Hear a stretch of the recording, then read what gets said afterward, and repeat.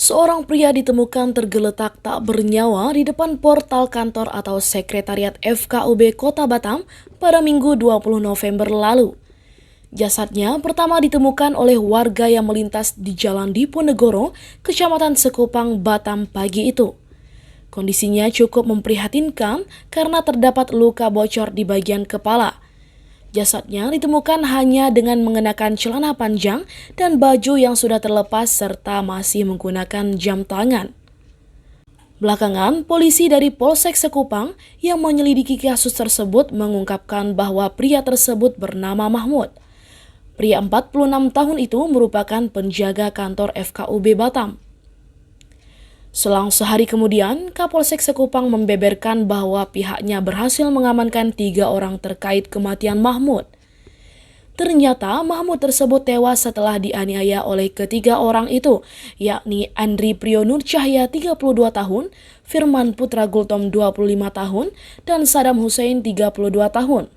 Kapolsek Sekupang Kompol Yuda Suryawardana menyebutkan saat penangkapan ketiganya terpaksa dilumpuhkan dengan timah panas karena melakukan perlawanan.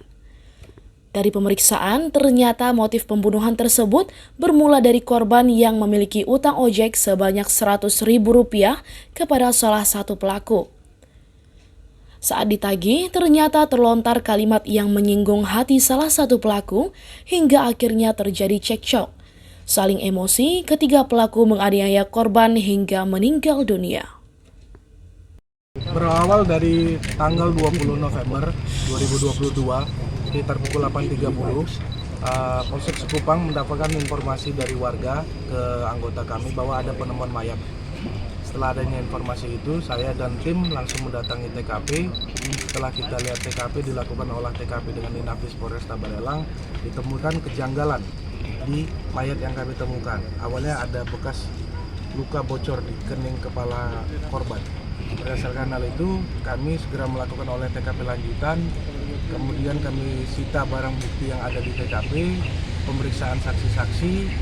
Kami selanjutnya mengantongi 3 terduga ciri-ciri pelaku yang diungkapkan oleh beberapa saksi. Setelah itu, kami didukung penuh di backup penuh dari Satreskrim Polresta Barelang melakukan penangkapan terhadap pelaku pertama.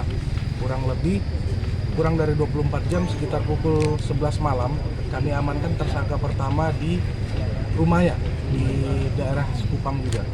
Setelah dilakukan penangkapan terhadap tersangka pertama mengakui perbuatannya dan menyampaikan bahwa pada saat melakukan pengeroyokan, dia dibantu oleh 2 lagi rekannya. Berarti sesuai dengan penyelidikan awal kami bahwa ada 3 tersangka. Dari hasil keterangan saksi-saksi pun menerangkan terlihat ada 3 tersangka.